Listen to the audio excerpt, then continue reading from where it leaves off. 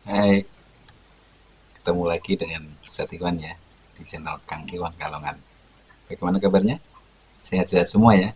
Alhamdulillahirrahmanirrahim.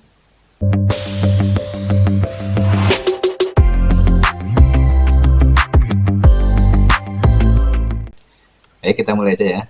Assalamualaikum warahmatullahi wabarakatuh. Bismillahirrahmanirrahim. Alhamdulillahirrahmanirrahim. Wabihi nasta'in ala umur dunia waddin. Wassalatu wassalamu ala asrafil anbiya wal mursalin. La haula wa la quwata illa billahil aliyil azim. Amma ba'du.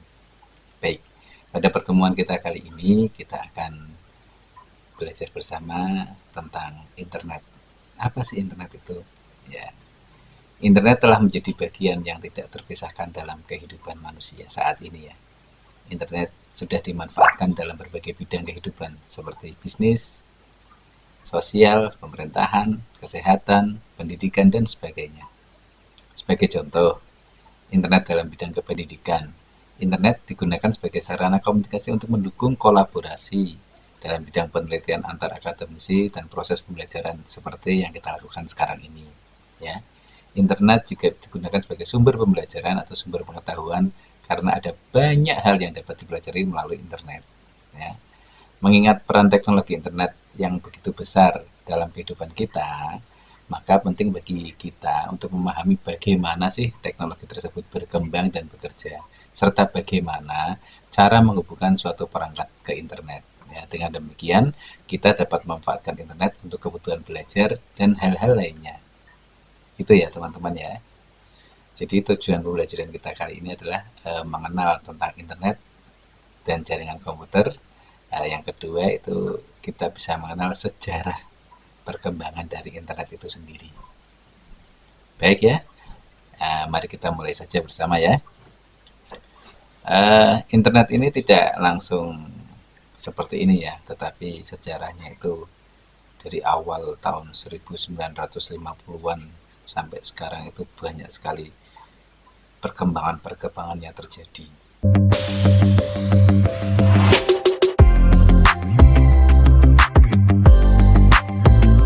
Baik, kita akan terlebih dahulu mengenal tentang internet ya. Berdasarkan The American Heritage Dictionary, internet adalah suatu sistem jaringan terinterkoneksi yang menghubungkan komputer-komputer di seluruh dunia melalui protokol TCP/IP. Internet berasal dari kata interconnected networking yang artinya jaringan komputer yang saling terkoneksi. Apabila disimpulkan, internet adalah kumpulan komputer yang terhubung satu sama lain dalam suatu jaringan yang sangat besar. Komputer-komputer tersebut tersebar dalam jaringan-jaringan yang lebih kecil di seluruh dunia. Jaringan-jaringan kecil tersebut dapat berupa jaringan lokal atau LAN, jaringan kota atau MAN, dan jaringan wilayah tertentu atau WAN. Jutaan jaringan itulah yang saling terhubung dan membentuk suatu jaringan yang sangat besar yang disebut internet. Ketika suatu komputer terhubung ke internet, komputer tersebut akan terhubung ke seluruh komputer yang ada di dunia yang juga terhubung ke internet. Dengan demikian, jika dua komputer terhubung ke internet, kedua komputer tersebut dapat saling berkomunikasi dan saling mengakses informasi. Kemampuan internet dalam hal komunikasi dan akses informasi membuat internet menjadi pemeran penting sebagai sumber data dan informasi, serta sebagai sarana komunikasi. Sebagai sumber data dan informasi, pengguna internet dapat mengakses segala informasi yang ada di internet dalam jumlah yang tidak terbatas. Hal ini disebabkan informasi di internet sangat banyak. Ketersediaan informasi tersebut tidak lepas dari peran pengguna internet yang dapat menempatkan data dan informasi yang dimilikinya di internet. Oleh karena itu, tidak mengherankan jika setiap hari jumlah informasi yang ditempatkan di internet bertambah dengan cepat. Sebagai sarana komunikasi, internet dapat membuat para penggunanya saling berkomunikasi, serta bertukar data dan informasi dengan cepat.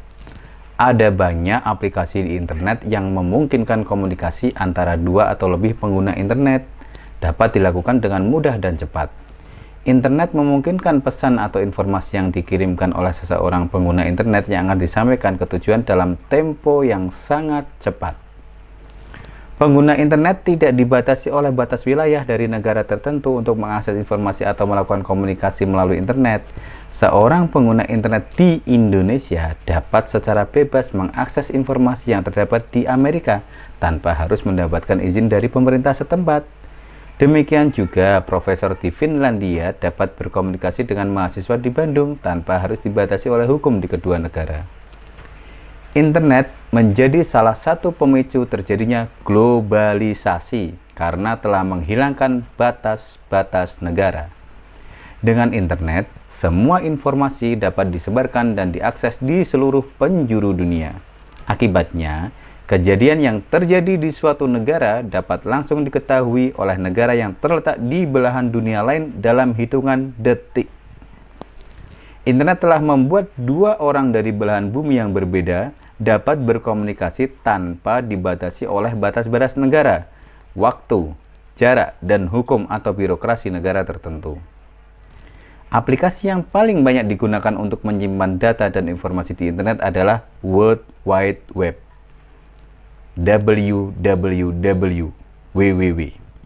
Dengan kata lain, informasi yang ada di internet lebih banyak ditempatkan di halaman-halaman web.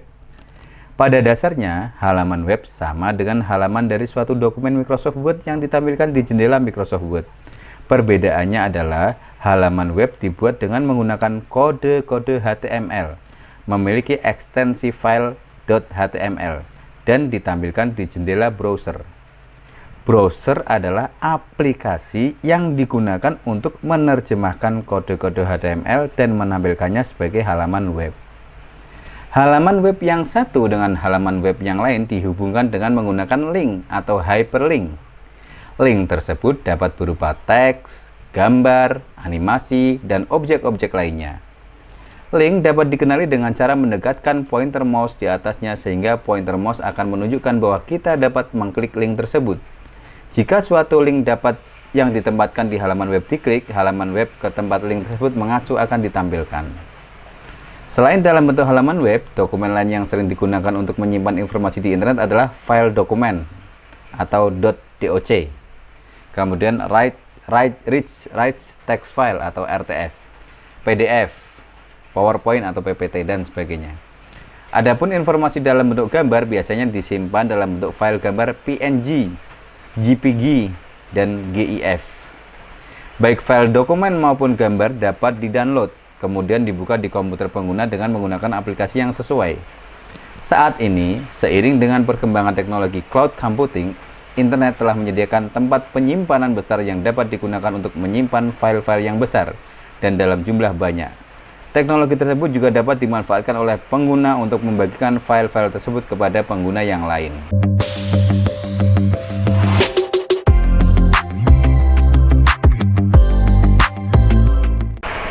Sekarang kita akan belajar tentang sejarah dan perkembangan internet ya. Pada tahun 1957, Uni Soviet meluncurkan satelit pertama, yaitu bernama Sputnik 1. Sputnik 1 ya. Hal ini menimbulkan kekhawatiran Amerika Serikat akan terjadinya perang nuklir. Amerika mulai memikirkan dampak yang terjadi jika sebuah kota yang menjadi tempat komputer pengendali rudal nuklir berada hancur karena serangan nuklir musuh, serta cara agar tetap dapat menggantikan senjata nuklir jika komputer pengendali tersebut terkena serangan musuh dan hancur. Ini dulu saat perang dingin ya. Oleh karena itu diperlukan suatu jaringan komputer yang menggunakan senjata nuklir dapat dikendalikan dari berbagai tempat. Nah, pada bulan Agustus tahun 1962, Joseph C.R. Licklider ya, mengembangkan konsep jaringan komputer Galactic Network, yaitu suatu visi untuk menghubungkan komputer-komputer yang ada secara global dan setiap komputer dapat saling mengakses data dan program dari lokasi manapun. Pada bulan Oktober 1962, suatu lembaga riset ARPA itu kemerdekaan dari Advanced Research Project Agency, dibentuk di bawah pengendalian dari Departemen Pertahanan Amerika Serikat yang bekerja sama dengan beberapa universitas terkemuka di Amerika Serikat dengan ketua program pertama Joseph C.R. Licklider ARPA bertanggung jawab melakukan penelitian untuk menemukan cara komputer dapat saling berkomunikasi dan tetap bertahan jika perang nuklir benar-benar terjadi. Licklider ini berhasil meyakinkan pentingnya penggunaan konsep jaringan kepada penerusnya Ivan Sutherland dan Bob Tyler, dan peneliti Massachusetts Institute of Technology atau MIT Lawrence G. Roberts. Sebelum ARPA tadi dibentuk, Leonard Kleinrock telah mempublikasikan jurnal penelitiannya pada Juli tahun 61 tentang paket switching teori, dan buku pertama tentang topik tersebut pada tahun 64. Kleinrock berhasil meyakinkan Roberts secara teori mengenai menggunakan paket-paket untuk komunikasi data dibanding dengan sirkuit-sirkuit. Penemuan ini merupakan langkah besar dalam pengembangan jaringan komputer. Penemuan selanjutnya adalah adanya penemuan bagaimana membuat komputer dapat berbicara satu dengan yang lain. Kemudian pada tahun 1965, dengan bantuan dana dari ARPA, Larry Roberts dan Thomas Marrill mencoba membuat koneksi Wide Area Network yang pertama. Mereka menghubungkan komputer TX2 di MIT dengan komputer Key32 ya, di Santa Monica, California melalui jaringan telepon. Dari percobaan tersebut disimpulkan bahwa jaringan telepon dapat melewatkan data tetapi tidak efisien, menghabiskan bandwidth dan mahal. Dengan mengacu pada hasil yang dicapai, Kleinrock memprediksi model pengiriman paket data merupakan komunikasi antara dua komputer yang paling memungkinkan. Pada tahun berikutnya, tahun 1966, Bob Tyler dari ARPA berhasil menghimpun bantuan dana dari beberapa universitas di Amerika Serikat untuk melakukan percobaan membuat jaringan yang menghubungkan komputer-komputer dari sejumlah universitas yang mendanai percobaan tersebut. Setelah 3 tahun kemudian, ARPA berhasil membuat jaringan pertama yang online. Jaringan ini disebut ARPANET. ARPANET berhasil menghubungkan komputer-komputer dari berbagai universitas di Amerika Serikat, antara lain University of California di Los Angeles, UCLA ya, Stanford Research Institute, University of California Santa Barbara, dan University of Utah. Jaringan ini kemudian menjadi cikal bakal lahirnya internet. Selanjutnya pada tahun 1970, beberapa universitas dan lembaga seperti MIT, Harvard, Bernard and Newman, ya, BBN, dan System Development Corp di Santa Monica ikut bergabung. Selanjutnya pada Januari 71, jumlah node komputer yang terhubung ke ARPANET menjadi 23 node. Di antaranya Stanford, Lincoln Labs milik MIT, Carnegie Mellon, Case Western, NASA, Meterborough, dan Universitas Illinois. Pada tahun 1971, The Network Working Group menyelesaikan protokol Telnet yang digunakan untuk mengakses sebuah komputer dari jarak jauh.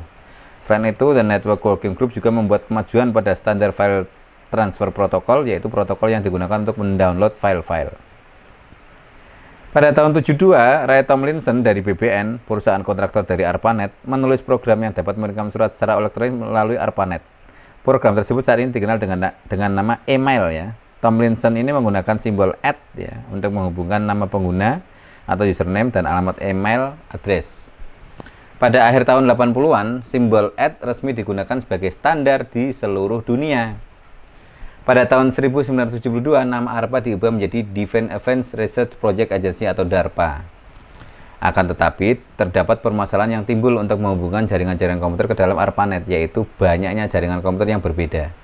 Protokol Network Control, protokol atau NCP yang digunakan di ARPANET menjadi tidak memadai.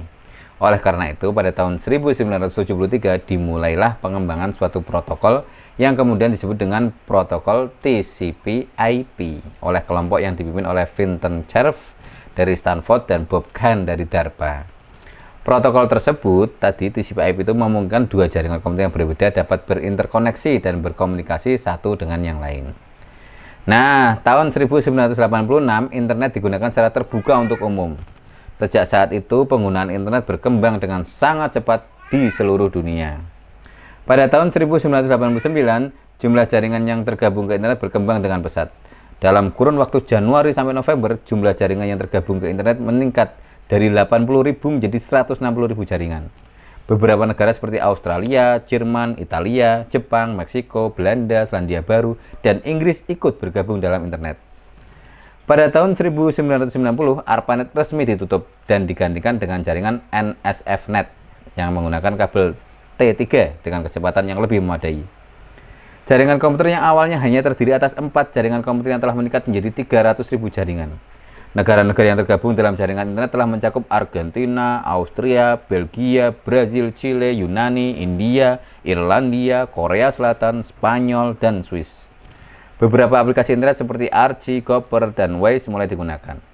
Beberapa institusi seperti Perpustakaan Obat Nasional Amerika Serikat dan Bursa Dow Jones mulai online ke internet. Pada tahun 1993 dikembangkan aplikasi untuk browsing yang disebut Mosaic oleh Mark Anderson bersama timnya di National Center for Supercomputing Applications (NCSA). Anderson kemudian keluar dari NCSA dan menjadi otak di belakang Netscape Corporation yang kemudian membuat Netscape, yaitu browser yang paling sukses. Sampai akhirnya Microsoft mengembangkan Microsoft Internet Explorer. Selain perkembangan jaringan pengguna, kemajuan internet juga disertai dengan perkembangan teknologi. Kecepatan koneksi menjadi hal yang sangat penting mengingat semakin besarnya kebutuhan untuk sarana bertukar informasi. Modem dengan kecepatan 56 kbps yang sebelumnya dianggap cukup memadai saat ini menjadi kurang memadai, terutama untuk mengirimkan dan menerima aplikasi-aplikasi multimedia dengan kualitas tinggi. Oleh karena itu dikembangkan teknologi Digital Subscriber Lines atau DSL dan serat optik yang mempunyai kemampuan untuk mengirimkan data lebih cepat. Penggunaan jaringan nirkabel untuk koneksi ke internet juga telah berkembang dengan baik. Saat ini kita dapat mengakses internet melalui jaringan nirkabel Wi-Fi yang tersebar di tempat-tempat umum, baik yang dibagikan secara terbuka maupun untuk kalangan tertentu. Tempat-tempat umum seperti bandara dan terminal telah disediakan layanan Wi-Fi gratis, sedangkan beberapa hotel dan kafe biasanya menyediakan layanan Wi-Fi kepada pelanggan mereka. Selain layanan kabel dan nirkabel, kita juga dapat mengakses layanan internet melalui layanan mobile data dari operator seluler menggunakan teknologi 4G dan sedang menantikan teknologi 5G dengan kecepatan yang terus bertambah. Layanan internet melalui jaringan operator seluler membuat cakupan internet berkembang dengan pesat dan cepat. Pengguna yang tinggal di daerah terpencil yang sebelumnya sulit dijangkau dengan layanan internet melalui jaringan kabel, saat ini dapat dijangkau melalui jaringan seluler. Seiring dengan bertambah luasnya jangkauan jaringan internet, jumlah pengguna internet juga berkembang secara masif. Pada tahun 1995, diperkirakan pengguna internet berjumlah 25 juta orang di seluruh dunia.